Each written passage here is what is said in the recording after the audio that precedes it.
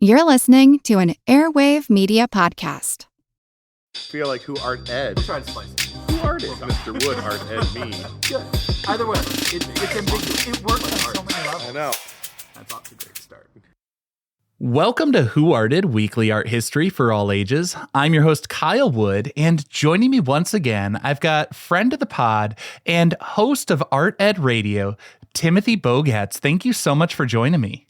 Well, thanks for the invite, Kyle. Always excited to come on Who Arted. Always excited to talk about art. And you kind of threw me for a curveball. Like, today's painting is not in my wheelhouse. I had to do a little bit of research for this one. Well, I'm going to be honest, it was not in my wheelhouse either. Like, I'm not like a neoclassical guy or a Rococo guy, or like, I am very much a modernist at heart, but this is one of the works from the AP art history list. And you know, I love to help my fellow art educators or my students who are cramming for the test. So I want to make sure I cover as many of these works as I can. And I knew that you would be someone who is a good sport and up for talking about anything art history. So thank you so much. No, happy to do it. And just because it's not my favorite doesn't mean it's not worthwhile. There's a lot to talk about here, and I'm looking forward to diving in. Well, the thing that I really found as I was doing the research for this episode is there's so much more to it and a more interesting story than I first realized or appreciated, you know, and I guess that's kind of the whole thing with this show is I've done research now and found out like, yeah, everything is secretly incredibly fascinating. If you just like look beyond the surface, there is so much happening. And, you know, so I guess we should probably mention today, we're talking about Jacques-Louis David. I'm never going to get a French pronunciation right. That's why you're here. But, you know, he was an 18th century artist, born in Paris, 1748. And right off the bat, like, interesting story, tragic story. His father actually passed away dueling. I was not familiar with that fact. Yeah, like he was like 9 years old and his father was in a duel. And that is just like the way the world was back then. People would just duel. And so he ended up being raised by his uncles who were very successful architects. And originally he was kind of being pushed towards architecture, but you know, his love of painting kind of won out. And I think he was going to the Royal Academy when he was a teenager. I want to say about 17, but I didn't write that down. But obviously he was a tremendous talent. And like many people in that era, he was sort of learning the trade early on. Although, you know, today we remember him as a very successful artist. He suffered some setbacks. Like early on, he was really despondent. He wanted to win the Prix de Rome, which is, it's basically like a study abroad grant. You know, like they would send young aspiring artists to go to Rome, study the works of the classical Italian Renaissance masters and everything like that. And he was rejected 3 or 4 times. Which, like, I always like that you don't hear about the great artists being rejected, you know? Right. But he was despondent about it. I mean, I guess he was like starving himself after the 3rd time he was rejected. But, you know, I feel like the teacher in me and you would probably point out growth mindset, persistence, resilience. He finally did win with a painting I can never pronounce. Erasistratus, discovering the cause of Antiochus's disease. 1774, he won. He got to go to Rome. You know, he got his big trip to Italy. And I think this was probably really important because when I think of David, I'm sure you have the same sort of thought and association. Like he's kind of associated with the beginning of the neoclassical era, right? And, you know, for people unfamiliar, because I've been just bullying the conversation so much, can you talk a little bit about neoclassicism? And I mean, like, David grew up, you know, with the Rococo, and he didn't really like that, you know, think Fragonard and the swing and the indulgence and, you know, the opulence of it. So neoclassicism, a bit of rejection of that. Can you just tell our listeners, like, what was neoclassicism all about? Yeah, thanks for putting me on the spot with explaining neo. But explain art, be specific, support your answer. No, I think you're on the right track when you say, you know, it is a reaction or response to things. And I think that's the way I always think about art history, you know, action and reaction. It's a story that is keeps being told. And then the next group will always reject what came before them and look back even further for inspiration. And so when it comes to neoclassicism, like you said, they're looking at Rococo and be like, oh, too extravagant. That's a little bit too much. You know, they're looking at Baroque and saying that's a little too dramatic. I probably don't need, you know, that much drama. And so they're going back to sort of the realism and the simplicity that they're finding way back in, you know, ancient Greece and ancient Rome. And so they're doing really simple forms, really traditional compositions. A lot of times they would put in themes that have like a moral judgment, or tell these important stories from history or important stories from mythology. And it has a lot more to do with the artwork of ancient Rome and ancient Greece. And so they're looking to the past. They're looking way back and using that to inspire their work. And like you said, David spent a bunch of time in Rome studying the ancient, you know, Renaissance masters.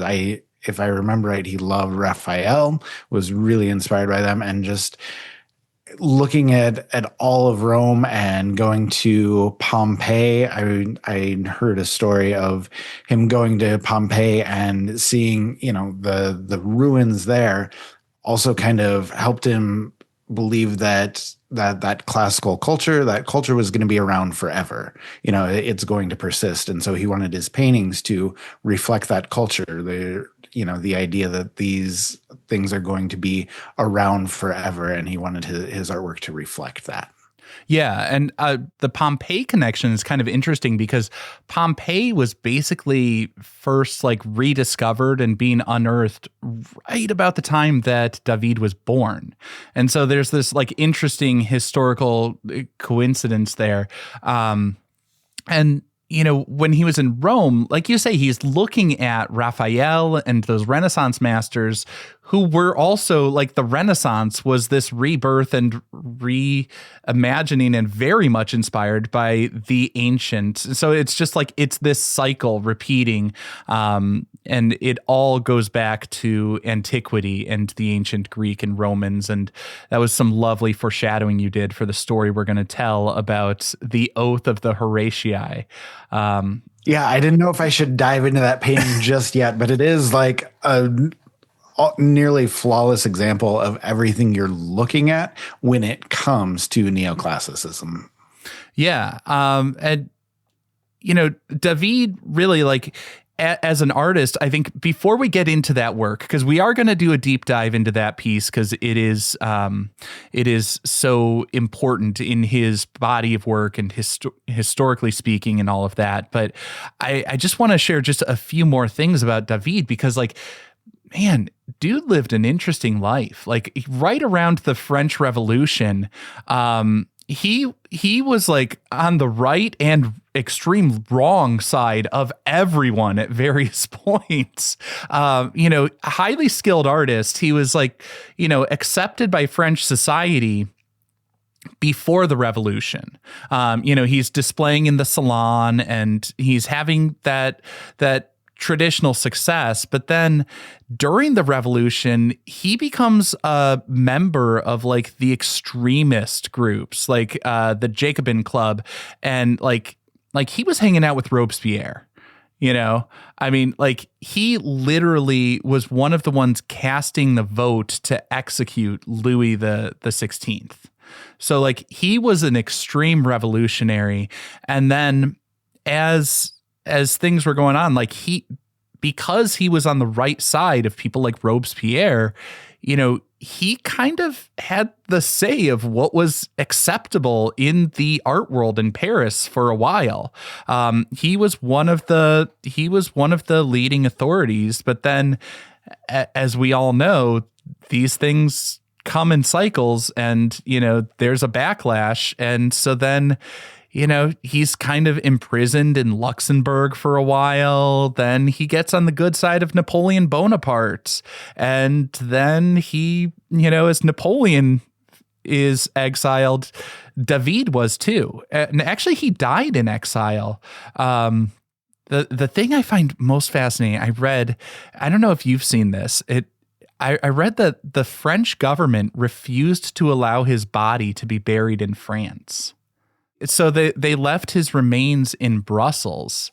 Interesting. Oh, I mean, exiled in life, exiled in death, I guess. But the funny thing is, while his body was left in Brussels, his heart was in Paris. I mean, literally. They put his heart in a tomb alongside his wife, marked with a bronze medallion.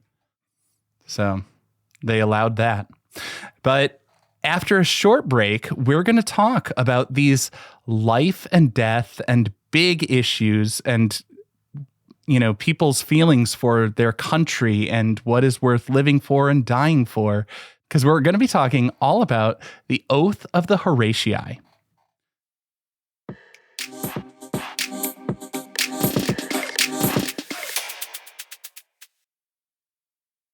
Welcome back. My guest today is Tim Bogatz from The Art of Ed and host of Art Ed Radio. Check the links in the show notes. But thank you so much. We're talking today about Jacques-Louis David and the Oath of the Horatii. Now, I always like to start off just with the first impressions. As you're looking at this painting, what are you noticing? What jumps out at you? Oh man, it's dramatic. Like we have a very dynamic pose, and everything is just drawing your eye right to the center of the page, where this dude is holding up 3 swords, and we look like we're ready to go into battle immediately. And I remember the first time I saw this painting was in my art history class, my freshman year of college. And, you know, it's that really traditional darkened room flipping through slides. And then this popped up and I sort of sat up in my seat like, whoa, what's going on here? This is dramatic. And so I think just the lighting, the dark background, and then everything is just focused on these 3 swords and this dramatic pose of the 3 brothers reaching for those swords or saluting toward the swords. And it just makes for a very dramatic pose that immediately draws you in. Yeah, I mean, you can it feels very theatrical, and yet like it's such a simple background. Like he doesn't include more than you really need, other than like, you know, it's a plain wall, but we've got these columns and arches that divide it almost like a triptych. You know, like it feels like there's this like narrative playing out across the canvas. And I fully agree. Like the drama of the salute. And here's a little fun fact. Apparently, historians say this is the origin of what we think of as the Roman salute. That like we have no historical records from the actual ancient Romans. It was of like what they did for, you know, salutes and stuff. But like this painting was such a massive hit. Like when it was unveiled in the Salon, they actually had to extend the viewing hours for the exhibition because people wanted to come in and see this piece that was kind of a breath of fresh air. Like I said, this was kind of a sea change from that Rococo where he was saying his stuff's not going to be so frivolous. This is serious. This is, telling these ancient stories and historical things about the virtues and the philosophies that were really in vogue in the day. But yeah, this is, I guess, a lot of historians say the origin of what people think of as that Roman salute, which, just turned darker as time went on. But do you know the story of the Horatii? I can do my best to relay the story, and you fill in whatever I missed. We can, we can. I don't want to put you on the spot, but I know you were telling me the correct pronunciations before we even got started. So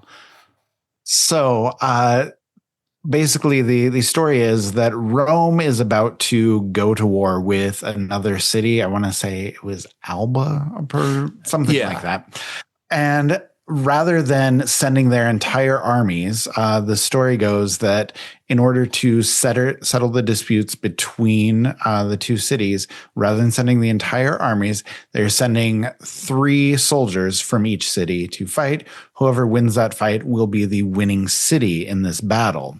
And so the Horatius family has their 3 sons, and they are the 3 people that you see here saluting, reaching for their swords, giving the oath of the Horatii, as they're ready to go into battle. They're about to grab those swords from their dad, from their father, and go fight in this battle. And it ends up being that they win this battle. 2 of the brothers die, but 1 survives. All 3 from the opposing city are killed in this 3-on-3 battle, and therefore Rome is the winning city of this battle.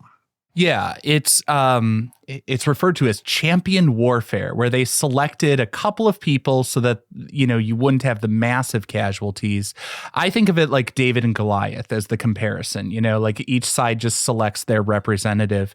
But the 2 families, the Horatii and the Horatii, were apparently close, like they're married between, the Horatii sister Camilla's married to, someone else, and the Horatii was married to the Horatii sister Sabrina. So the 2 families had gotten along and intermingled. But what David is showing here is this idea that the cause of the state and society is more important than your own personal desires and your own personal affiliations. They're giving their oath to Rome rather than to the family. And that's why you see the women off to the side, just distraught in tears, because these men are putting, they're fighting their war. They are putting their city above all else. And that's where the oath comes from. They're giving their oath to the city of Rome. Yeah, and the women are off to the side as like a really stark contrast. I mean, when you look at the women, they are very organic and curvilinear, and the men are very staunch and angular and, linear in their depictions. I mean, there's a clear contrast in the type of line and shape that's put into there to emphasize this idea. And, I hate to say it, but this is also like, an example of the sexism of the 18th century where, the women were shown as like not able to, too emotionally driven and not able to think of the greater good or whatever it was they were saying. Like they can't participate the way that the men could to, and just men being depicted as strong and powerful and virile, and women being depicted as, weak and emotional and, not able to do the things that men could do, just like you said. And you see that throughout art history. Yeah. And I just also got to say, like, maybe it's a situation where the women were the ones who realized that this is a Pyrrhic victory at best. You know, I mean, like, this is, you know, not something no matter what the outcome, you're not going to feel great about it. And the story of the battle was, I don't know, it was weird. It was like two of the Horatii got, you know, killed, and then like the one was running away to get them to chase him, but they were wounded, so they were slowing, and he was just like picking them off one by one until he was the last man standing. It was, I don't know, all of these ancient stories to me always have these little echoes of each other, where it's like this sort of like underdog, like, oh, he's outnumbered, but they're wounded, and he's going to be more cunning and taking them out, and all of that sort of stuff. It's fascinating. Yeah, one really interesting sort of nod to that historical tale is the way that David paints the swords. If you notice, one of them is very straight and very rigid, representing the one who survives. The other two are curved just a little bit, representing the two brothers that die in the battle. Oh, I had never noticed that. Good eye. I was so distracted by the awkwardness of that pose holding that spear behind his back. Right? Like, that looks incredibly uncomfortable. Right? Like, that's like twisted around. Oh, it's like, it hurts my shoulder just looking at that. Yeah. Also, the father who's gripping the blade of the sword with his bare hand. Like, I mean, I don't play with swords a lot, but that doesn't seem safe to me. Heavy too. 3 swords, one-handed. Like, yeah. I don't know, man, good on him. They, I guess, worked out more than me, you know, but that seems rough. But, you know, as we're looking at this, yeah, I feel like that's mostly what it was about. It's trying to depict this. And it's interesting that, like, at the time, this was painted, was 1784. So just a few years before the French Revolution. Interestingly, it was, I think, under the patronage of the king.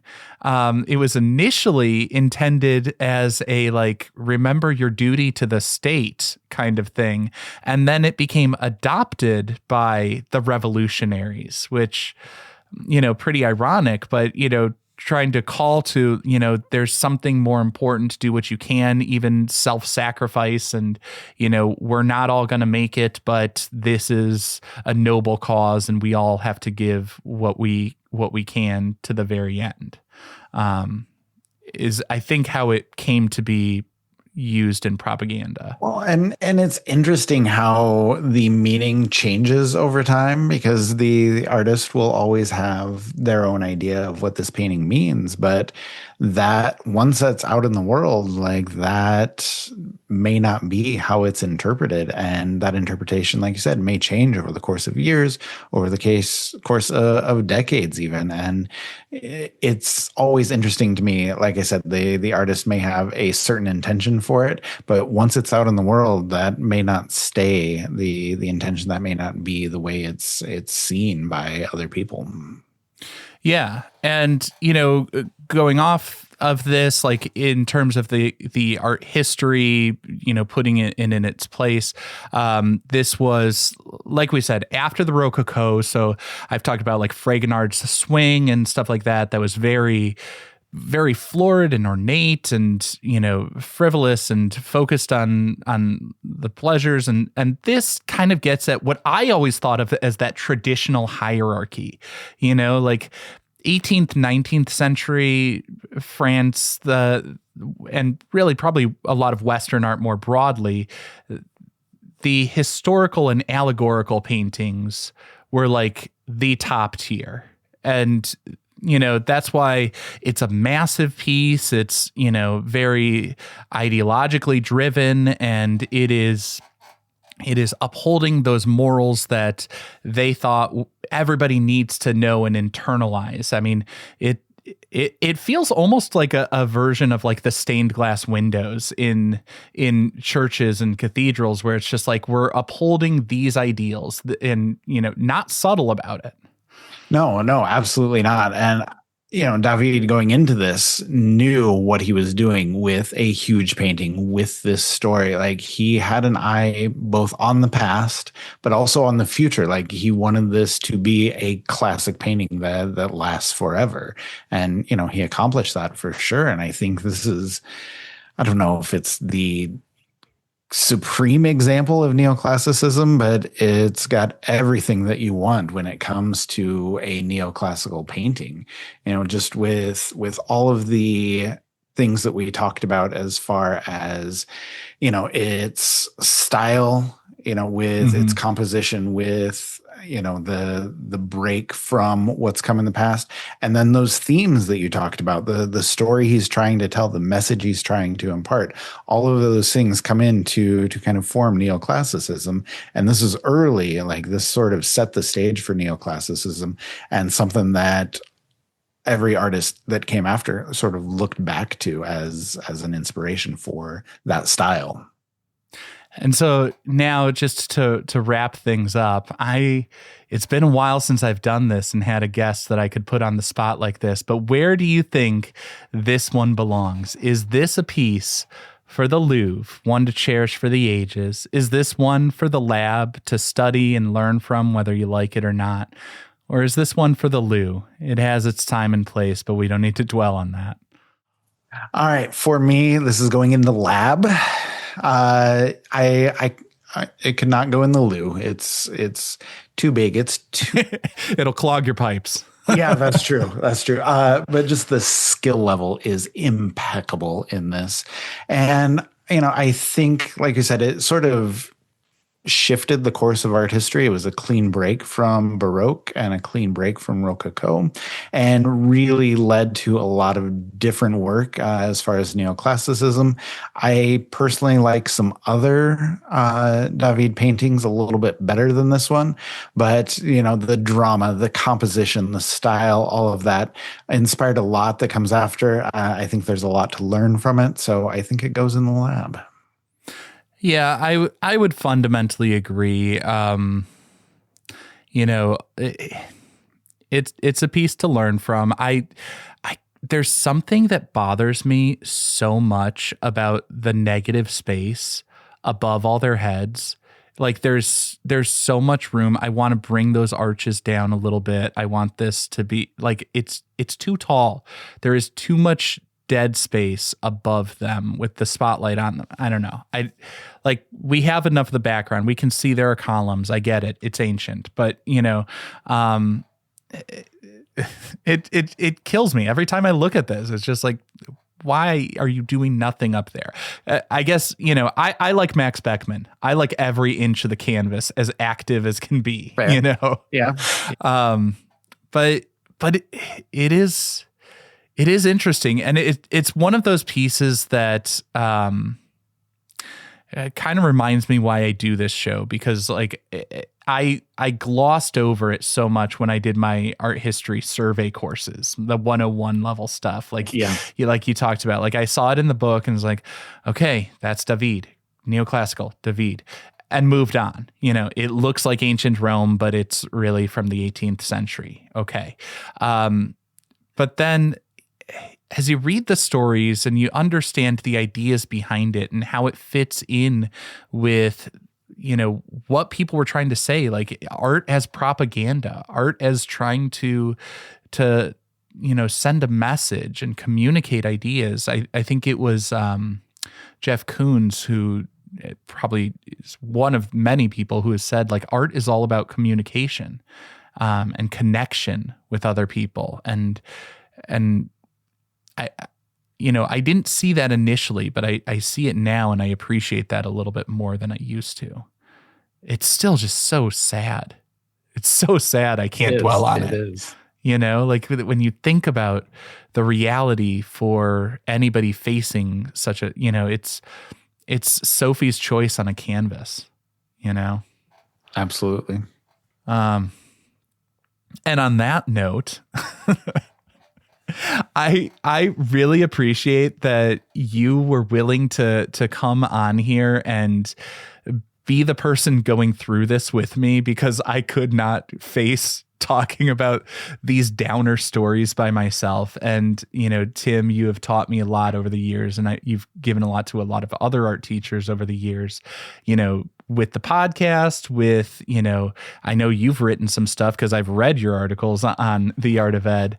But also the Now conference is always one of my favorite things in the year. It is like that little bit to recharge me in the winter and to get me psyched for school in the summer. So thank you for all you've done for our profession. And thank you again for joining me here today. All right. Well, thank you for the kind words. And thank you, as always, for the invite. Whenever you need me to come on and talk about depressing paintings, I'm ready to go. Thank you so much. This concludes this week's episode of Who Arted, part of the Airwave Media Podcast Network. If you found this tolerable, please leave a rating or review on your favorite podcast app. You can find images of the work being discussed this week and every week on social media at Who Arted Podcast on Twitter, Instagram, and TikTok, and of course on the website whoartedpodcast.com. Podcast done.